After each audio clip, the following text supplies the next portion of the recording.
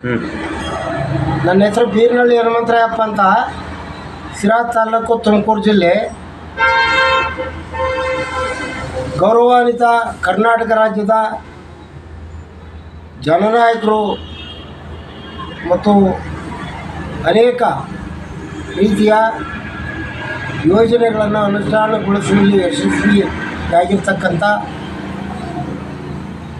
ಜನಪ್ರಿಯ ಮುಖ್ಯಮಂತ್ರಿಗಳಾದ ಸನ್ಮಾನ್ಯ ಸಿದ್ದರಾಮಯ್ಯಜಿಯವರೇ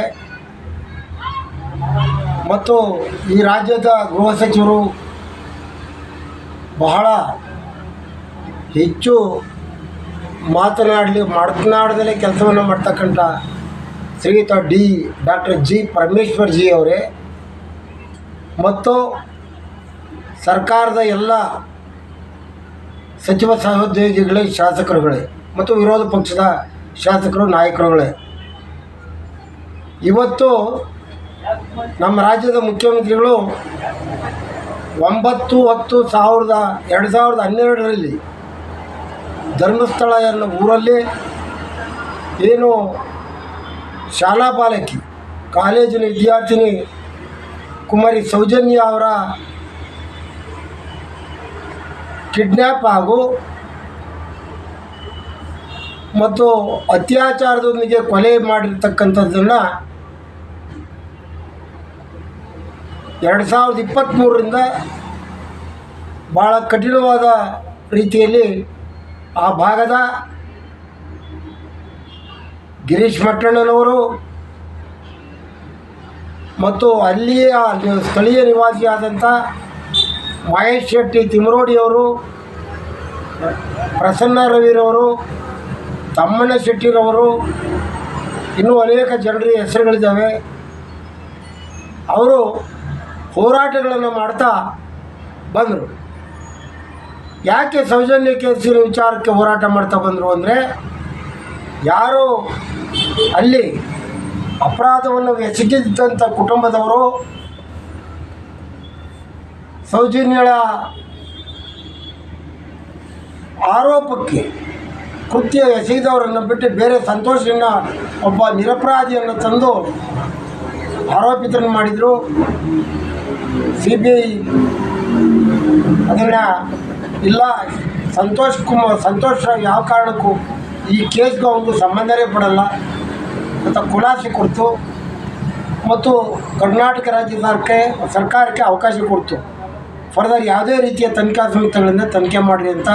ಆ ನಿಟ್ಟಿನಲ್ಲಿ ಸಿದ್ದರಾಮಯ್ಯನವರು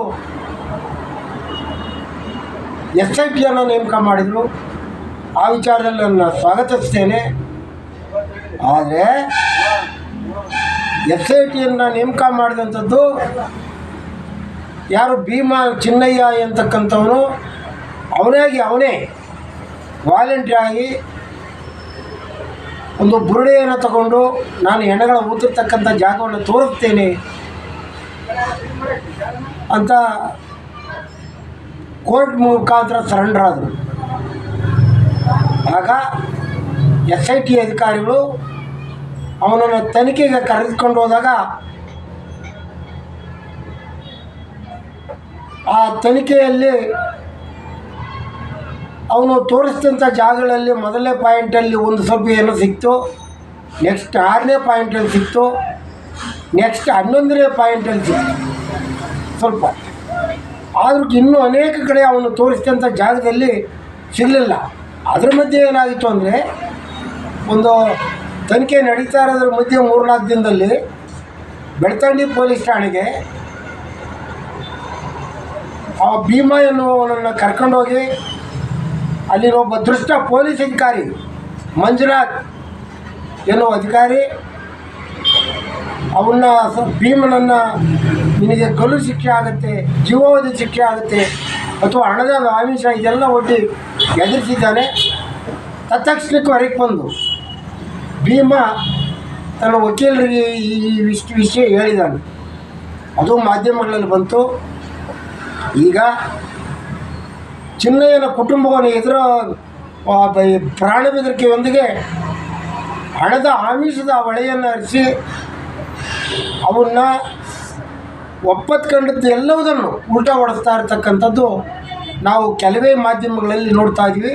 ಇನ್ನು ಮಾರಾಟ ಮಾಧ್ಯಮಗಳು ಬಿಡಿ, ರಾಜ್ಯ ಮಟ್ಟದ ಮಾಧ್ಯಮಗಳು ಅಜಿತ್ ಹನುಮನಕ್ಕವರಿಗೆ ಸುವರ್ಣ ನ್ಯೂಸ್ನ ನಾಚಿಕೆ ಆಗಬೇಕು, ಕ್ಯಾಕರಿಸಿ ಉಳಿಬೇಕು ಜನ.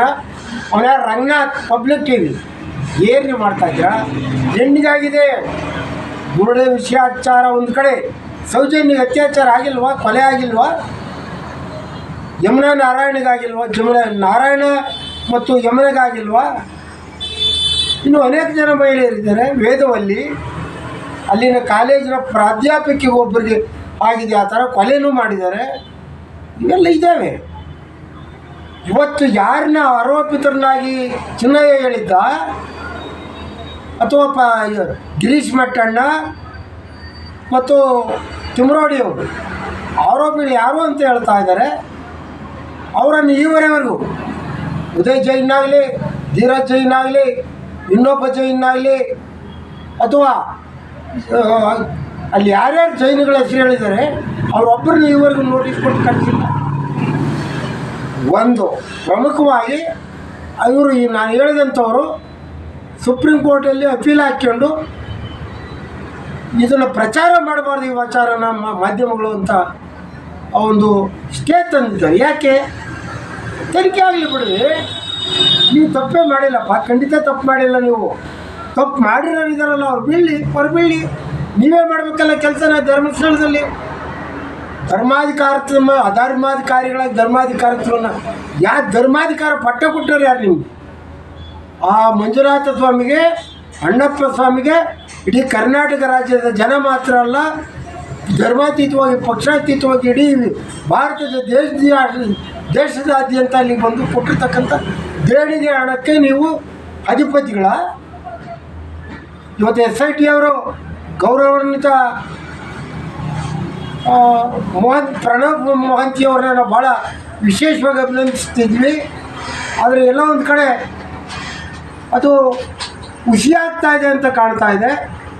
ಒಬ್ಬರನ್ನ ಇವ್ರು ಯಾರು ಆರೋಪನ ಮಾಡಿದ್ರು ಅವ್ರೊಬ್ಬರನ್ನು ಕರೆಸಿಲ್ಲ, ನೋಟಿಸ್ ಕೊಟ್ಟಿಲ್ಲ. ನೀವು ಇದರ ಅರ್ಥ ಏನು? ಸಮಾಜದಲ್ಲಿ ಏನು ಬೇಕಾದ್ರೆ ನೋಡಿಬೋದ?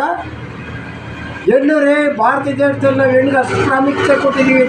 ತಾಯಿ, ಹೆಂಡತಿ, ಮಗಳು, ತಂಗಿ, ಸಹೋದರಿಯರು ಈ ರೀತಿ ಕೊಟ್ಟಿರ್ತಕ್ಕಂಥ ಹೆಣ್ಣಿಗೆ ಇಡೀ ಪ್ರಪಂಚ ದೇಶದಲ್ಲಿ ಯಾವುದೇ ದೇವಾಲಯಗಳನ್ನು ಆಗದೇ ಇರತಕ್ಕಂಥದ್ದು, ಅಲ್ಲೇ ಯಾಕೆ ಹೆಣ್ಣಿನ ಅತ್ಯಾಚಾರ ಆಗುತ್ತೆ, ಕೊಲೆ ಆಗುತ್ತೆ, ಬರ್ಬರ ಹತ್ಯೆ ಆಗುತ್ತೆ? SITನವರು ಬುರುಡೆಗಳನ್ನು ಯಾಕೆ ನೀವು ನೀವು ಬಂಗ್ಲಾಗುಡ್ಡಕ್ಕೆ ಹೋಗಿದ್ದೀರಾ ಅನೇಕ ಸಾರಿ? ಅವನ್ನ ನೀವು ಇನ್ವೆಸ್ಟಿಗೇಟೇ ಮಾಡ್ತಾ ಇಲ್ವಲ್ಲ. ನೀವೇನಾದರೂ ಅಲ್ಲಿನ ಅಧರ್ಮಾಧಿಕಾರಿಗಳಿಗೆ ಒಗ್ಗಿ ಅಥವಾ DK ಶಿವಕುಮಾರ್ನಂಥ ಭ್ರಷ್ಟ ರಾಜಕಾರಣಿಗಳಿಗೆ ತಲೆಬಾಗಿ, ಮತ್ತು ಕಾಂಗ್ರೆಸ್ ಪಕ್ಷದ ಕೆಲವರು ಇನ್ನೂ ಇದ್ದಾರೆ, ಮತ್ತು BJPಯವರು, JDSನವರು, ಧರ್ಮಾಧಿಕಾರಿಗಳ ಪರವಾಗಿ ನಾವಿದ್ದೇವೆ ನಿಮ್ಮ ಜೊತೆಗೆ. ಅಲ್ಲಿಗೆ ಹೋಗ್ತಕ್ಕಂಥ ಜನರನ್ನು ರಕ್ಷಣೆ ಮಾಡೋಕ್ಕಲ್ಲ ನಿಮಗೆಲ್ಲ ಓಟ್ ಹಾಕಿ ಸರ್ಕಾರ ನಿಮಗೆ ಸಾವಿರಾರು ಕೋಟಿ ದುಡ್ಡು ಬಂದಿದೆ ಅಂತ ಹೇಳ್ತಾರೆ ಧರ್ಮಸ್ಥಳದಿಂದ. ಆ ದುಡ್ಡು ಯಾರು? ಜನಸಾಮಾನ್ಯರದು. ಸತ್ಯ ಯಾರು ಗೊತ್ತಾಗಲಿ. ಗಿರೀಶ್ ಮಟ್ಟಣ್ಣ ಅಥವಾ ಮಹೇಶ್ ರೆಡ್ಡಿ ತಿಮ್ರೋಡಿ ಅವ್ರು ಅತ್ಯಾಚಾರ ಮಾಡಿದಾರಾ? ಅವ್ರನ್ನೇ ಶಿಕ್ಷೆ ಆಗಲಿ.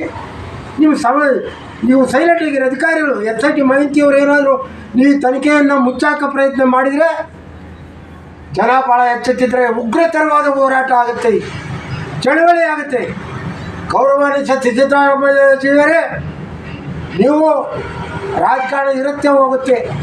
ನೀವು 10 ವರ್ಷ ಅವಧಿಯನ್ನು ಮುಗಿಸ್ತೀರಾ, ನಿಮ್ಮ ಅವಧಿ ಅಗ್ರಗಣ್ಯರು ಆಗಬೇಕು. ಅಂಬೇಡ್ಕರ್ ಕೊಟ್ಟಿರ್ತಕ್ಕಂಥ ಸಂವಿಧಾನಕ್ಕೆ ಶಕ್ತಿಯನ್ನು ತುಂಬಬೇಕು ನೀವು. ಮತ್ತು ನೀವು ದೇವರಾಜ ಅರಸುಗಿಂತ ಮಿಗಿಲಾಗಿ ನೀವು ಹೊರಹೊಮ್ಮಬೇಕಂದ್ರೆ ಇವರ ರಿಪೋರ್ಟನ್ನು ಸುಳ್ಳಾಗಿ ಕೊಡಬಾರ್ದು.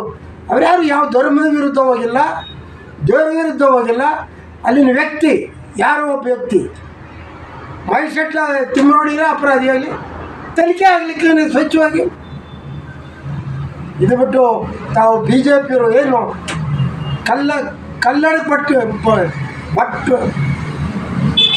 ಕಲ್ಲಡ್ಕ ಭಟ್ರು ಇವತ್ತು ಎಲ್ಲಿ ಹೋಗಿದ್ದಾರೆ? ಹಿಂದೂ ಪರ ಮಾತಾಡ್ತಿದ್ದರು, ಯಾಕೆ ಮಾತಾಡ್ತಿಲ್ಲ? ಶ್ರೀರಾಮ ಸೇನೆಯ ಮುತಾಲಿಕ್ ಎಲ್ಲಿ ಹೋದ? ಯಾರು ನೀವು ಹಿಂದೂಗಳು? ನಾವು ಯಾರು ನಿಜವಾದ ಸನಾತನ ಹಿಂದೂಗಳಲ್ಲ, ವೈದಿಕ ಹಿಂದೂಗಳಲ್ಲ, ಕೇವಲ ಬ್ರಾಹ್ಮಣ್ಯ ಅಂತಕ್ಕಂಥವ್ರು ಸನಾತರು.